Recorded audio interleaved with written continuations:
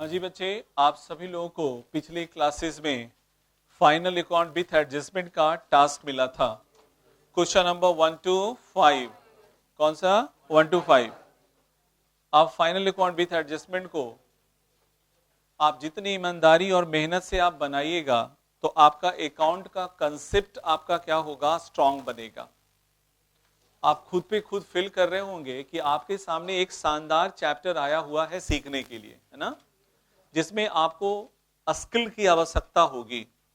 आपको हमेशा सोचना पड़ेगा कि इसका ट्रीटमेंट क्या होगा, कैसे करेंगे कि मेरा आंसर सही आए और मेरा प्रॉब्लम क्या करे आपका करेक्ट बने, है ना, ये चीज। तो बच्चे 1 नंबर तो मैंने बना करके आपको भेजा ही था। क्वेश्चन नंबर 1 तो सबका क्लियर है। ओके, क्वेश्चन नंबर 2 जिन लोगों ने बनाया है वो हाथ उठा ले। Question number 2, question number 3, question number 4, 5, 6, 5 तक ही पहुंचे हैं ना? अच्छा सर, आप जितना तक बोलेंगे उतना ही तक फॉलो करेंगे, उससे ज्यादा हम नहीं ले जा सकते हैं ना। ऐसे हम गलती हो गई मुझसे, मुझे 6 तक ही बोलना चाहिए था। अच्छा नहीं बना तो फिर तो बनाएंगे ना, लेकिन 6 तक बनता। खैर चलिए, तो इसमें 1 to 5 में क्या कोई सवाल पूछना है? कौन से? 4। चलो क्वेश्चन नंबर 4, आइए पहले एक सवाल है 4 नंबर। और किसी का कोई सवाल? 5 नंबर क्या बन चुका है? चलो बहुत बढ़िया। 6 नंबर क्या बताया जाए? बन गया। 6 हाँ नहीं दिए थे, कहाँ करें, हम दिए हैं, हम भी करें नहीं दिए। अच्छा ट्राई नहीं किया।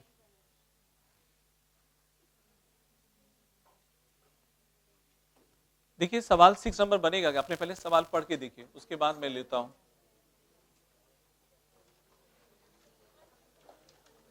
यदि बन जाएगा तो नहीं बताएंगे, बन जाएगा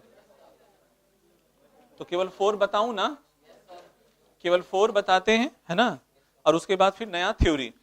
ठीक है, बहुत बढ़िया। आज 2 एडजस्टमेंट, अच्छे अच्छे एडजस्टमेंट और 2 आज बताएंगे। एक्रूड अनएक्रूड, एक्रूड इनकम अनएक्रूड इनकम, आज ये दोनों टॉपिक कंप्लीट होगा। तो फिर अगला जो नेक्स्ट क्लासेज होगा वो स्पेशली क्लास होगा बैड डिप्स से रिलेटेड।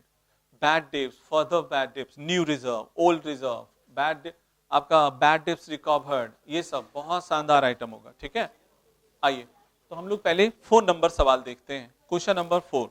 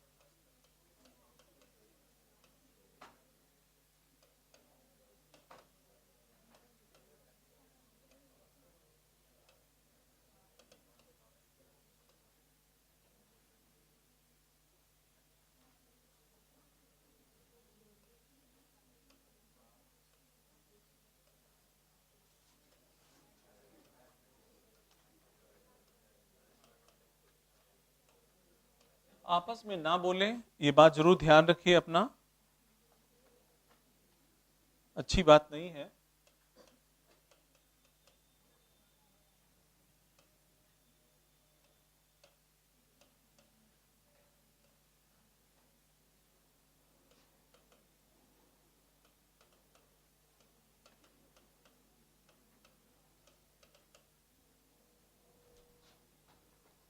One by one. देखिए ये सब जो है मैंने स्पेसिमेन तो लिख दिया, मैंने ये सब आपका पार्टिकुलर वगैरह नहीं लिखा, ठीक है, ये सब अब मैं लिखूंगा भी नहीं, क्योंकि ये सब बातें आप सबको अब क्लियर है। आइए शुरुआत करते हैं कैपिटल से। पहला आइटम कौन सा है? कैपिटल। ओके, तो कैपिटल है उसे कहां शो करेंगे? बैलेंस शीट के लायबिलिटी साइड में। ओके, बैलेंस शीट के लायबिलिटी साइड में। तो बच्चे बैलेंस शीट के बिल्कुल 100% कंसंट्रेशन रखिए और नोट वगैरह कोई नहीं किया करेंगे, ठीक है ना। तो कैपिटल है तो सबसे पहले बैलेंस शीट के लायबिलिटी साइड में हम लोग लिखेंगे कैपिटल, और उसे हम लोग लिखते हैं इनर कॉलम में। कहां लिखते हैं? इनर कॉलम में लिखा जाता है 19,000 रुपए। फिर उसके बाद है ड्राइंग। क्या है?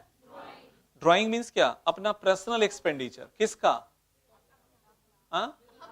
बिजनेसमैन का। किसका? बिजनेसमैन का। तो बिजनेसमैन का पर्सनल एक्सपेंडिचर होने के कारण उसे हम लोग, उसका ट्रीटमेंट कहां होता है? बोलो।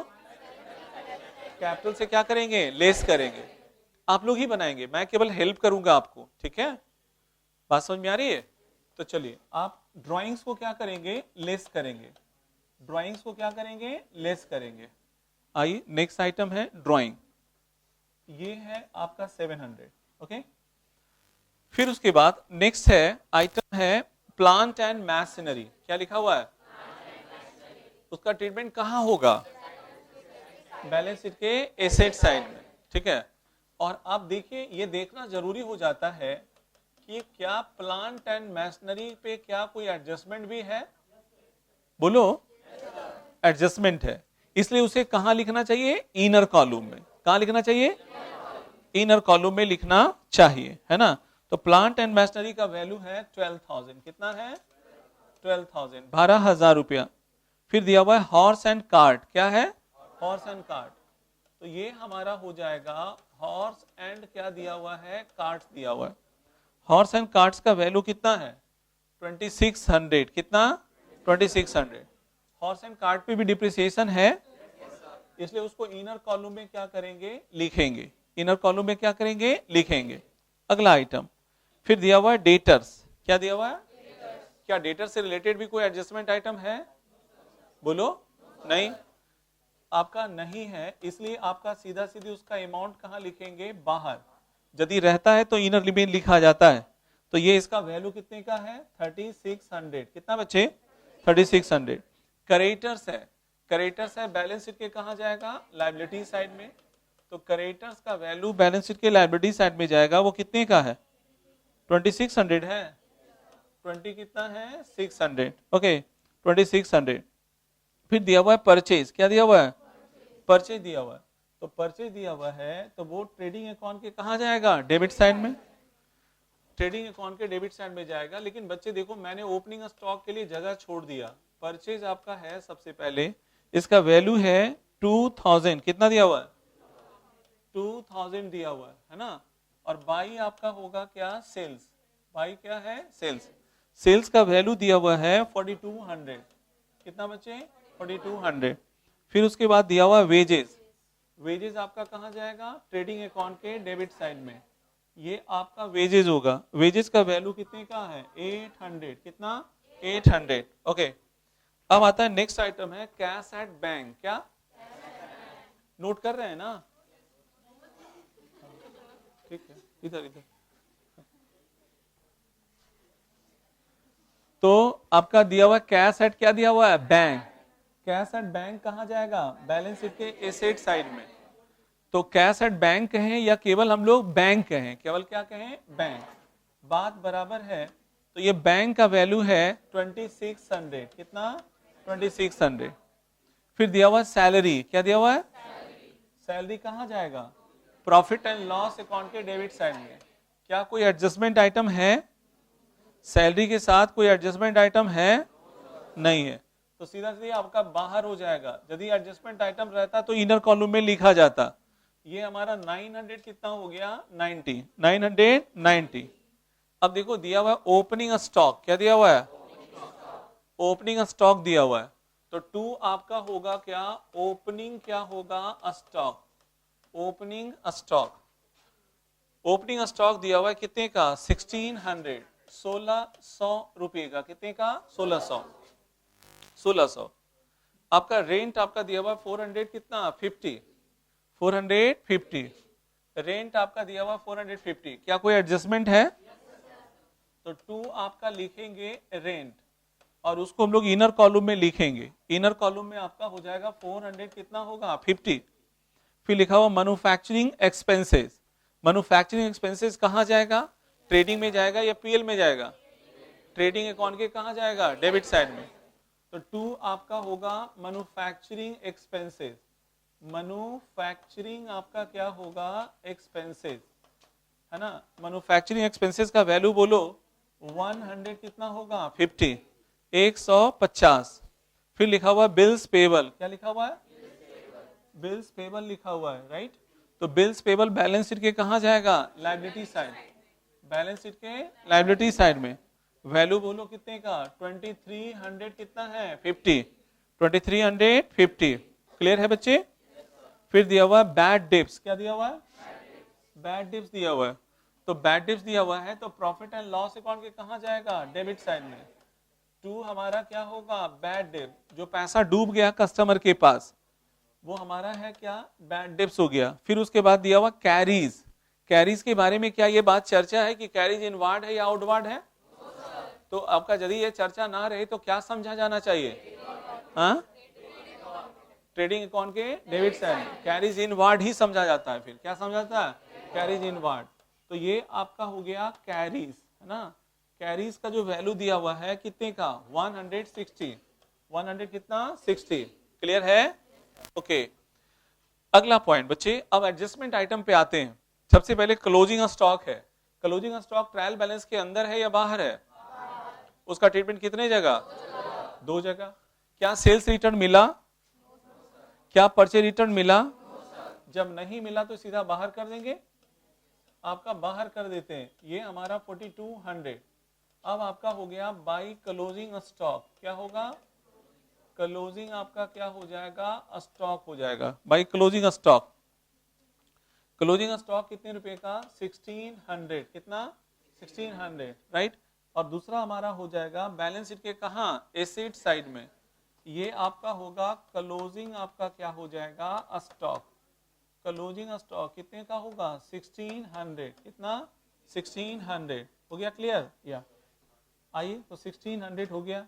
फिर उसके बाद अगला आइटम है plant and depreciation on plant and machinery at the rate of 10%। तो प्लांट एंड मैशनरी का डिप्रिसिएशन कितना परसेंट है, 10%। प्लांट एंड मैशनरी का वैल्यू देखिए 12,000 है, 12,000 का 10% कितना होता है, 1200। तो 1200 रुपया क्या करेंगे, यहाँ पे हम लोग माइनस करेंगे, 1200 को माइनस करेंगे, कितना बचेगा बच्चे, 10,800, 10,000। क्लियर है ना। और उसे दिखाएंगे, डिप्रिसिएशन को दिखाएंगे पीएल अकाउंट के कहाँ, डेबिट साइड में। डिप्रिसिएशन और क्या लिखेंगे, प्लांट एंड मैशनरी, कितने का, 1200, कितना, 1200, पक्का ना, ओके। फिर उसके बाद horse and cartridge, horse and cartridge यानी टमटम गाड़ी। हॉर्स एंड कार्ट का मतलब क्या होता है, टमटम गाड़ी। देखा आपने, कितने लोग देखे, अच्छा। आपका उसका है कि यहाँ पे कितने लोग उस पर राइड किए हैं, कितने लोग, जो नहीं चढ़ा तो राजगीर जाएगा राजगीर में टमटम गाड़ी चलता है जी, सब लोग पहाड़ के तो आपका ले जाएगा वहां पे, है ना। लेकिन चढ़िएगा संभल करके, कभी कभी उठ भी जाता है, धाम से गिर जाइएगा, ठीक है ना। हाँ, अब देखो कहता है डिप्रिसिएशन ऑन क्या होगा, horse and cart. To depreciation on क्या होगा, horse and cart. Horse and क्या हो जाएगा, कार्ट हो जाएगा। Depreciation on horse and cart. Horse and cart का टोटल वैल्यू देखो कितने का है, 2600 का है। 2600 का 15% निकालिए, 390, 390 आपका डिप्रिसिएशन के रूप में। और फिर उसके बाद हॉर्स एंड कार्ट से क्या करेंगे, डिप्रिसिएशन क्या करेंगे, 390 क्या करेंगे, माइनस करेंगे। बताइए बच्चे कितने आ जाएंगे, 2200 कितना होगा, 10, 2210, पक्का ना। ओके, चलो जी, हो गया दूसरा। अब उसके बाद अगला जो है, ये तो हमारा हो गया हॉर्स एंड कार्ट का मामला। अनपेड रेंट, अनपेड रेंट का मतलब क्या हुआ? Outstanding rent. अनपेड रेंट का मतलब क्या हुआ? Outstanding rent. तो उसका ट्रीटमेंट कितने जगह? दो जगह। एक आपका कहां? प्रॉफिट एंड लॉस अकाउंट के डेबिट साइड में। रिलेटिंग एक्सपेंडिचर में क्या करेंगे? ऐड करेंगे। रिलेटिंग एक्सपेंडिचर में पहले क्या करेंगे? ऐड करेंगे। तो ये आउटस्टैंडिंग क्या हो जाएगा? रेंट। आउटस्टैंडिंग रेंट का जो वैल्यू है वो देखो कितने रुपए का है? 50 रुपीज। कितने का? 50 रुपीज। और ये हमारा कितना होगा? 500। और दूसरा बैलेंस शीट के लायबिलिटी साइड में आउटस्टैंडिंग हमारा क्या हो जाएगा? रेंट। आउटस्टैंडिंग रेंट कितने रुपए का? 50 रुपीज ना, 50 रुपीज का, ठीक है। फिर उसके बाद अगला जो दिया हुआ है, आउटस्टैंडिंग रेंट हो गया 50 रुपीज। सेल्स आपका included 200 for the sales tax collected, sales tax collected. अब सेल है, सेल में आपका 200 रुपया आपका सेल्स टैक्स क्या है? कलेक्टेड शामिल है। सेल्स टैक्स कलेक्टेड का मतलब क्या हुआ?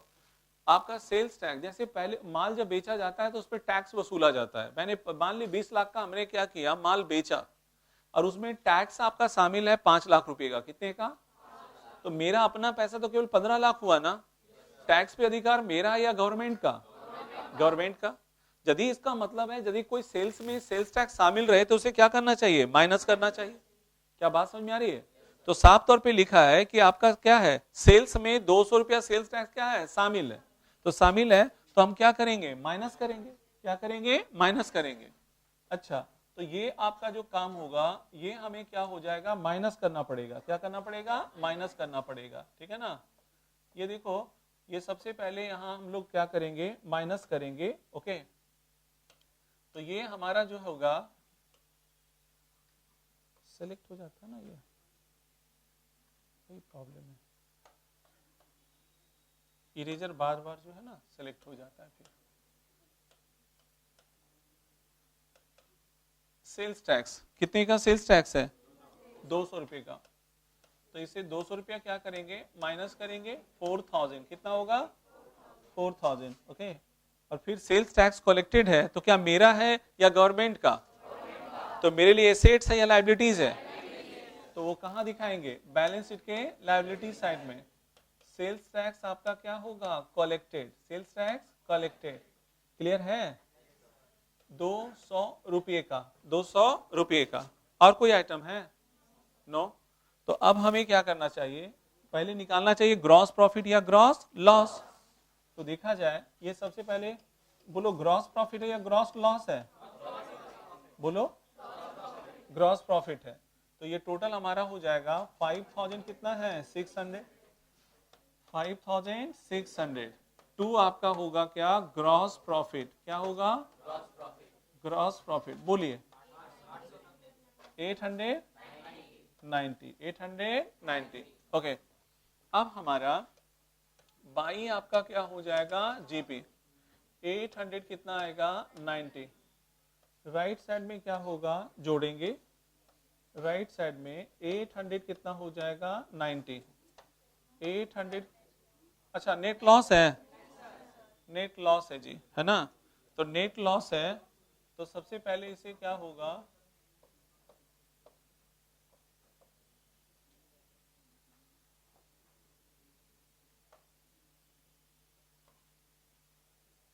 ठीक है, नेट लॉस है, तो सबसे पहले डेबिट साइड में जोड़िए। कितना? 3580। 3580। 3580। और ये जो आपका है जीपी कितना था? 800 कितना है? 90। बाई हो जाएगा नेट लॉस। क्या होगा? कितना आया? 2690। नेट लॉस हो गया। इस नेट लॉस को क्या करेंगे? कैपिटल से क्या करेंगे? लेस करेंगे। कैपिटल से लेस करेंगे। ओके, तो कैपिटल से हमारा क्या हो जाएगा? लेस हो जाएगा। नेट लॉस कितना आया था जी? 2690। चलो जी, ये दोनों को ऐड करके बाहर करिए, मतलब ये दोनों को मिला के माइनस करके बाहर करिए। 15,000। 610 दोनों साइड में टोटल करिए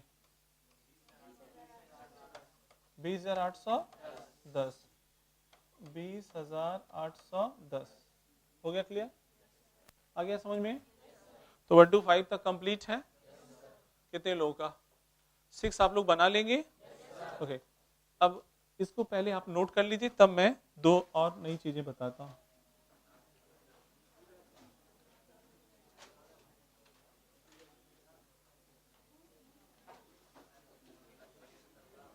या मैं पहले कंप्लीट थ्योरी कर लूं हाँ उसके बाद नोट करिएगा है ना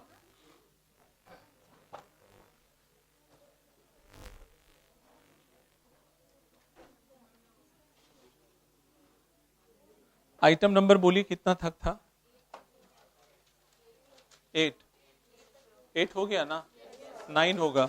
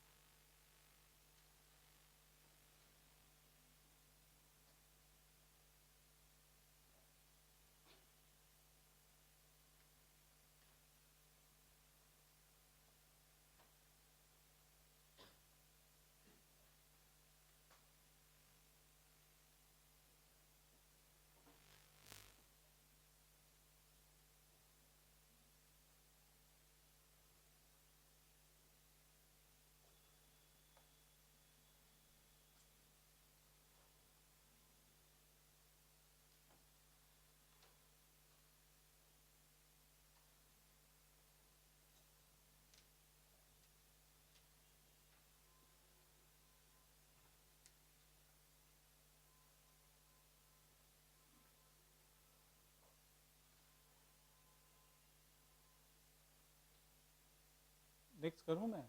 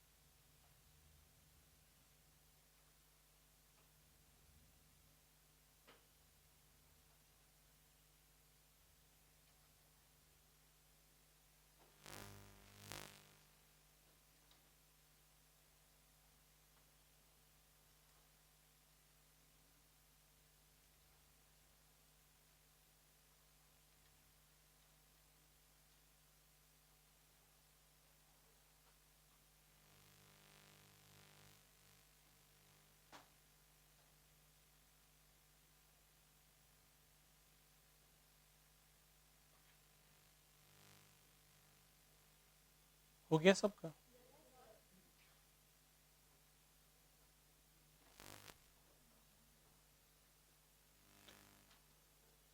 लिखिए adjustment entry.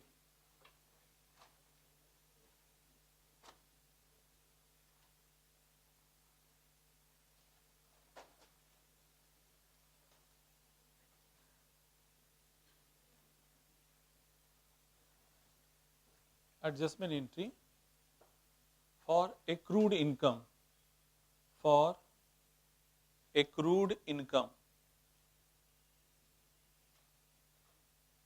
for accrued income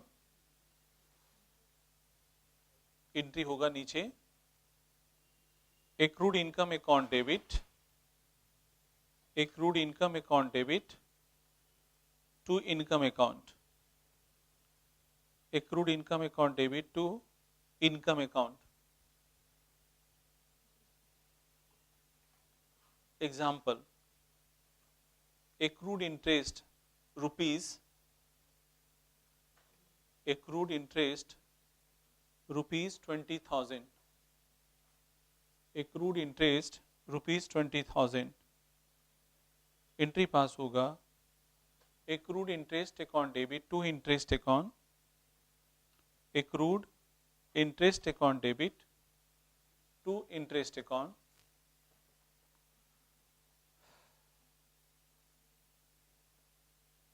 accrued interest account debit to interest account. हो गया क्लियर? चलो जी आओ देखिए, आज हम लोग जो चर्चा करेंगे एक्रूड इनकम के बारे में, है ना। ये पहले होता क्या है ये समझिए। एक्रूड इनकम मीन्स क्या है पहले ये हम लोग समझते हैं, है ना।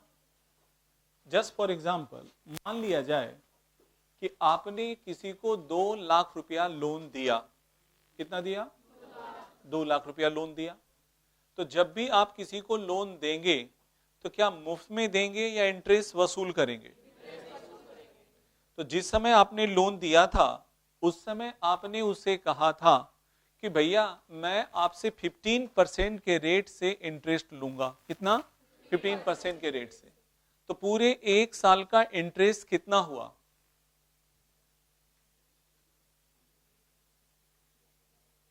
बाजी मैथमेटिक्स। 2 लाख रुपए का लोन किसी को दिया। कितने का दिया? 2 लाख। और आपका 15% के इंटरेस्ट ले रहे हैं तो पूरे 1 साल का इंटरेस्ट कितना हुआ? कितना? 30,000। लेकिन आपको अभी तक केवल मिला है 20,000। कितना मिला? 20,000। तो पूरे 1 साल का जो इंटरेस्ट हुआ है आपको 30,000 रुपए। कितने हुए? 30,000 रुपया 1 साल का हुआ। लेकिन अभी तक मुझे मिला है केवल कितना? 20,000। राइट? कितना मिला? 20,000। तो ये 10,000 रुपया अभी भी इसी साल से रिलेटेड लेना बाकी है ना।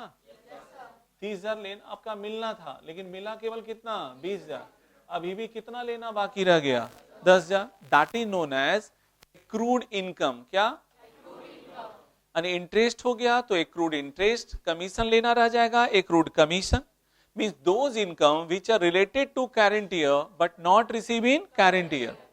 वैसे इनकम जो है इसी साल से रिलेटेड लेकिन अभी तक मुझे प्राप्त क्या हुआ? नहीं हुआ। तो वैसे इनकम को क्या कहा जाता है? एक्रूड इनकम कहा जाता है। क्या कहा जाता है? Accrued income. यदि इंटरेस्ट लेना रहेगा तो एक्रूड इंटरेस्ट, कमीशन लेना रहेगा तो आपका एक्रूड कमीशन, रेंट लेना रह गया हो तो एक्रूड रेंट। क्या बात समझ में आ रही है? या क्लियर हो रहा है? तो बच्चे अब एक्रूड आपका जो इनकम है उसे 3 नाम से पुकारते हैं, है ना। 3 नाम से पुकारा जाता है सर। एक्रूड इनकम भी बोलते हैं, अर्न इनकम भी बोलते हैं और साथ में आउटस्टैंडिंग इनकम। कुछ बच्चे फिर कंफ्यूज ये कर रहे होंगे कि सर आउटस्टैंडिंग एक्सपेंडिचर तो सुने थे तो आउटस्टैंडिंग इनकम कैसे हो गया? आउटस्टैंडिंग एक ऐसा वर्ड है जो देने के केस में भी इस्तेमाल होता है और लेने के केस में भी इस्तेमाल होता है। तो ये आप दोनों में अंतर कैसे समझ में आएगा? मान ली आउटस्टैंडिंग इंटरेस्ट मुझे देना है या लेना है, कैसे समझ में आएगा? यदि आपका आउट, हम जो बोले ये लाइन समझे? फिर से सुनिए। अब सवाल ये उठा, उसको क्या हो गया? दिमाग कंसंट्रेशन क्यों नहीं इधर है? कॉपी उलटे जा रही है सब। क्यों परेशान रहती है जी, और फिर आती क्यों फिर?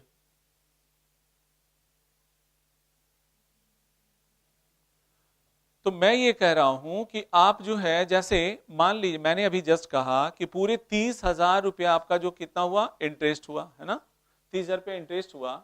अब 20,000 रुपया मुझे क्या हुआ, आ चुका है, अभी भी कितना आना बाकी है, 10,000। तो इसे 10,000 को क्या बोलेंगे, आउटस्टैंडिंग इंटरेस्ट बोलेंगे। क्या बोलेंगे? हाँ, मैं ये कह रहा था कि आउटस्टैंडिंग जो वर्ड है वो देने के केस में भी इस्तेमाल होता है और लेने के केस में भी इस्तेमाल होता है। अब हम ये कैसे डिसाइड करेंगे कि मुझे देना है या मुझे लेना है? कोई आपका बता सकता है? उसके बैलेंस से। कैसा बैलेंस है, डेबिट बैलेंस है या क्रेडिट बैलेंस है? ट्रायल बैलेंस में नजर आएगा ना। या आपका जैसा जरा सोचिए, मान लीजिए कि हमारा आउटस्टैंडिंग इंटरेस्ट है, क्रेडिट बैलेंस है। क्या है? Credit balance. इसका मतलब देना है, इसका मतलब देना है। आउटस्टैंडिंग इंटरेस्ट डेबिट बैलेंस रहेगा, इसका मतलब लेना है। क्लियर हो रहा है? तो कैसे आउटस्टैंडिंग इंटरेस्ट मेरा दोनों वर्ड के इस्तेमाल के केस में होता है, लेने और देने के केस में। तो ये डिसाइड कैसे करेंगे? बैलेंस से। डेबिट बैलेंस रहेगा तो लेना है, क्रेडिट बैलेंस रहेगा तो देना है। क्या ये पॉइंट क्लियर हुआ? तो देखो यहां हमारा जो है तीन आपका जो वर्ड इसके लिए इस्तेमाल किया, तो मैंने क्या लिखा, those income which are related to आपका, which is related to current year but not receive in current year, but not receive in current. वैसे इनकम जो इसी साल से रिलेटेड है लेकिन अभी तक प्राप्त क्या हुआ, नहीं हुआ, तो वैसे इनकम को क्या कहा जाता है, एक्रूड इनकम या अर्न इनकम या आउटस्टैंडिंग इनकम के नाम से जाना जाता है। क्या ये पॉइंट क्लियर हुआ? ओके। अब देखो ये एक्रूड इनकम जो है कितने जगह मिल सकता है, दो जगह। कितने जगह? एक ट्रायल बैलेंस के अंदर और एक ट्रायल बैलेंस के बाहर। ट्रायल बैलेंस के अंदर यदि मिलेगा तो उसका ट्रीटमेंट सिर्फ कितने जगह, एक जगह। वो कहां? बैलेंस शीट के एसेट साइड में। कहां? बैलेंस शीट के एसेट साइड में। तो when accrued income is given in the आपका trial balance, it will be shown in the asset side of the balance sheet. Okay. तो ये आपका एक्रूड आपका इंटरेस्ट देखो वहां पे 30,000 एग्जांपल में दिया हुआ है, 40,000 रहे, 50,000 रहे, 80,000 रहे, उससे क्या मतलब? हमें तो आपका जो है एक्रूड इंटरेस्ट का डेबिट बैलेंस है, इसका मतलब लेना बाकी रह गया था, और उसे हम लोग कहां दिखाएंगे, बैलेंस शीट के एसेट साइड में। क्या यहां तक क्लियर है? समझ में आ गया? ओके। अब देखो अगला हमारा जो है, अगला हमारा यदि एडजस्टमेंट में रहेगा, क्या रहेगा, एडजस्टमेंट में। एडजस्टमेंट में यदि रहेगा तो उसका ट्रीटमेंट कितने जगह, दो जगह। कितने जगह? दो जगह। एक प्रॉफिट एंड लॉस अकाउंट के कहां, क्रेडिट साइड में। प्रॉफिट एंड लॉस अकाउंट के क्रेडिट साइड में रिलेटिंग इनकम में क्या करेंगे, ऐड करेंगे। रिलेटिंग इनकम में ऐड करेंगे। इंटरेस्ट रहेगा तो एक्रूड इंटरेस्ट रहेगा तो इंटरेस्ट में जाके जुटेगा, एक्रूड रेंट रहेगा तो रेंट में जाके जुटेगा, कमीशन रहेगा तो कमीशन में जाके जुटेगा। क्लियर? ओके। तो भैया देखो यहाँ पे एग्जाम्पल के हिसाब से ये दिया हुआ है कि आप देखो, आप ये बताइए कि आपने मान लिया किसी को 10 लाख का लोन दिया। कितने का? कितने का? और 10% के रेट से इंटरेस्ट लेने का आपने क्या किया था, उसे आपने बोला था, ठीक है, कि आपका भैया 10% के रेट से ही इंटरेस्ट आपसे हम लेंगे, है ना। तो 10 लाख का एक साल का 10% के रेट से कितना इंटरेस्ट हुआ, 1 लाख। 10 लाख का 10% कितना हुआ, 1 लाख। क्या क्लियर है? 1 लाख में केवल आपको अभी तक कितना मिला, अभी भी कितना लेना बाकी है? क्या ये बात समझ में आ रही है? तो 80,000 मिला है, 20,000 रुपया अभी भी लेना बाकी है। दैट इज आपका क्या हुआ, एक्रूड इंटरेस्ट। क्या हुआ? तो उसे हम लोग कहां ट्रीटमेंट पहले करेंगे, प्रॉफिट एंड लॉस अकाउंट के क्रेडिट साइड में। इंटरेस्ट बाई इंटरेस्ट मैंने 80,000 कर दिया, एक्रूड इंटरेस्ट को 20,000 क्या करेंगे, ऐड करेंगे। क्या ये पॉइंट क्लियर हुआ? और ये हमारा 1 लाख हो गया। कितना बच्चे? क्या ये क्लियर हो रहा है? ओके। अब हमारा जो है एक्रूड इंटरेस्ट आपका 20,000 यहां मैंने ऐड कर दिया, और दूसरा फिर बैलेंस शीट के एसेट साइड में क्या किया, शो कर दिया। क्या है इसमें कोई प्रॉब्लम? तो यहां तक क्लियर हुआ? कितने लोगों को समझ में आया? अब एक अभी एडजस्टमेंट आइटम और अभी बताने वाले हैं। क्या? एक्रूड इनकम था, अगला आइटम होगा अनएक्रूड आपका इनकम। क्या? अनएक्रूड इनकम क्या होता है, लिखिए मेरे साथ।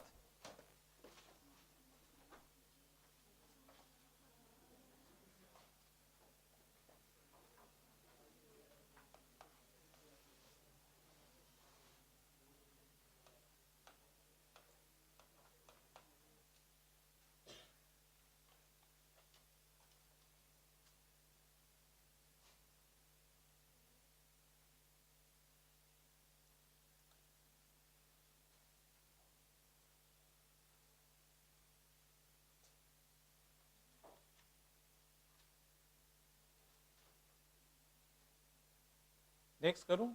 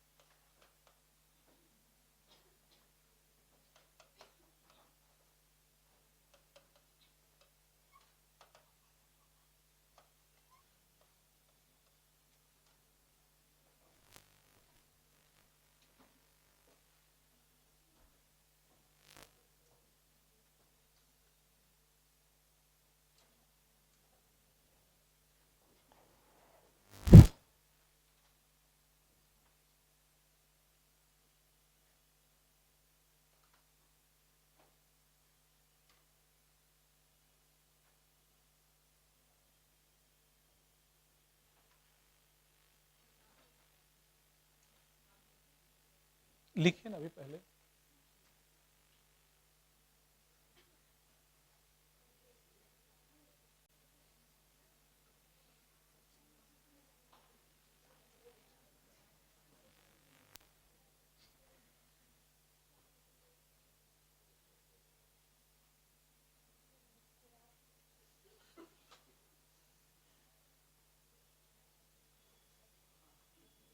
हो गया, सबों का हो गया?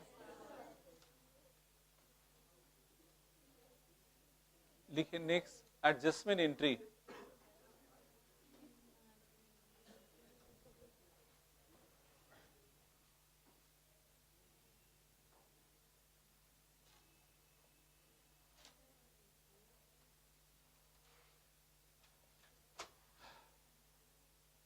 इसे कंप्लीट कर लीजिए, अभी बहुत सारे लोग अभी नहीं नोट किए हैं।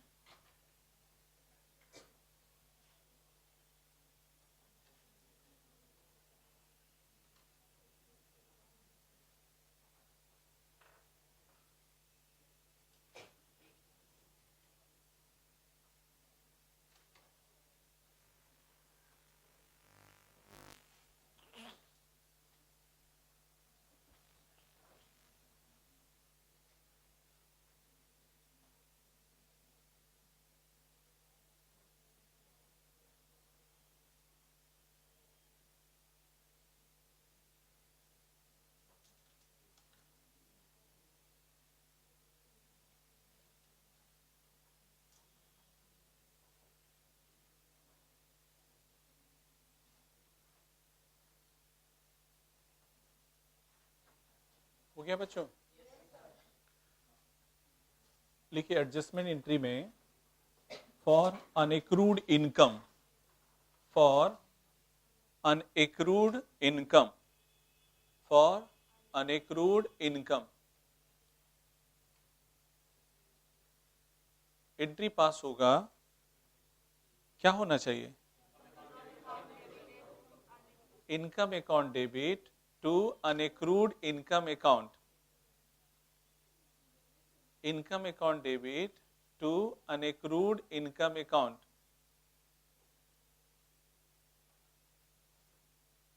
Income account debit to unaccrued income account. Example,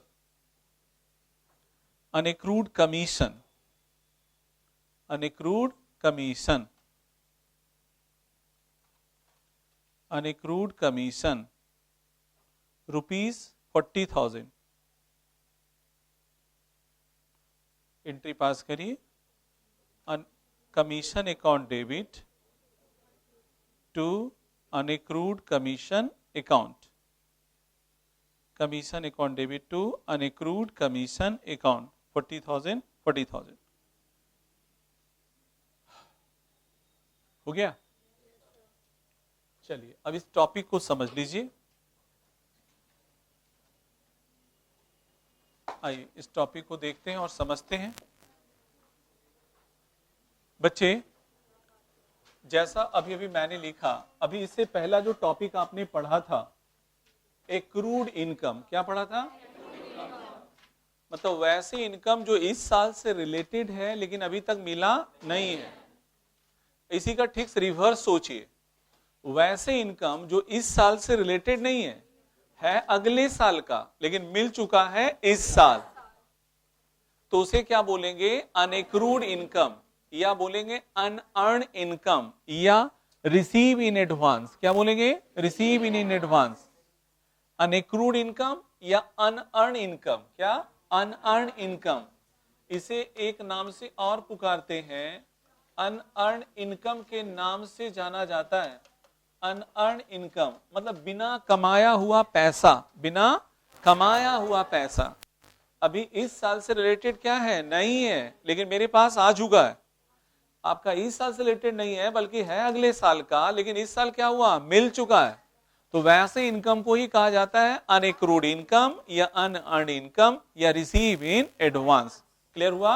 ऐसे तो इसी को मैंने यहां डिफिनेशन में लिखा कि those income which are related to next year but receive in current year is called unaccrued income, is called।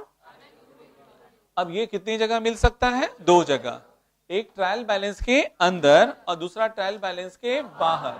तो ट्रायल बैलेंस के अंदर जो मिलेगा उसका ट्रीटमेंट सिर्फ कितने जगह? एक जगह। वो कहां? बैलेंस शीट के लायबिलिटी साइड में। स्वाभाविक है, जब मुझे अगले साल का भैया इस साल आ जाएगा तो मेरे ऊपर क्या रहेगा? लायबिलिटीज, है ना। अब कुछ मन में, अब दिमाग पे आपको जोर डालने के लिए कहते हैं, है ना बच्चे। मैं एक बार आपको बार बार कह रहा हूं कि दो जगह मिलेगा, एक आपका मिलेगा ट्रायल बैलेंस के अंदर और दूसरा ट्रायल बैलेंस के बाहर, है ना। तो ये आपका जो ट्रायल बैलेंस के अंदर मिला, तो उसका ट्रीटमेंट कहां हुआ? बैलेंस शीट के लायबिलिटी साइड में। कहां हुआ?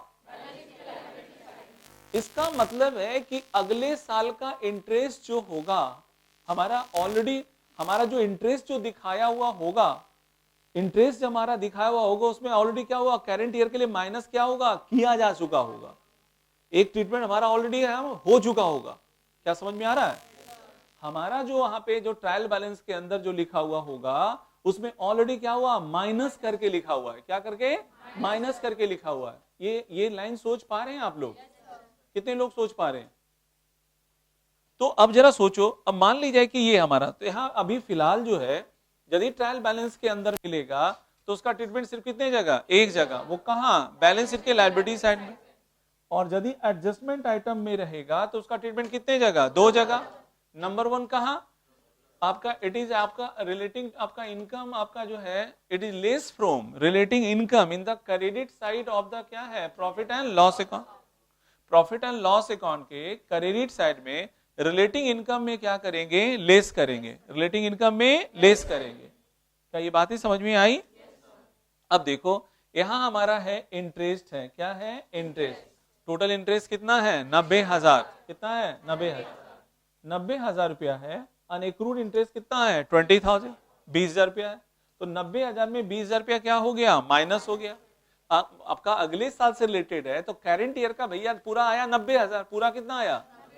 90,000 मेरा आया है, लेकिन अगले साल का इसमें कितना शामिल है?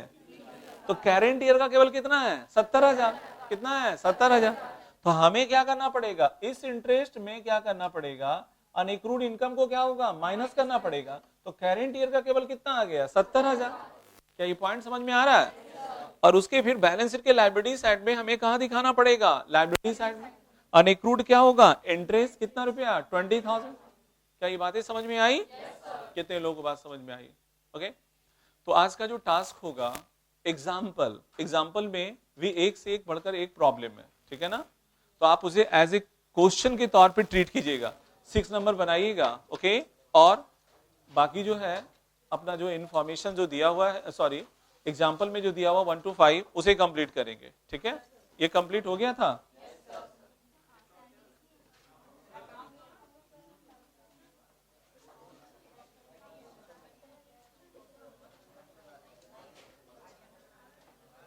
अच्छा, अकाउंट में, हाँ क्वेश्चन नंबर 4।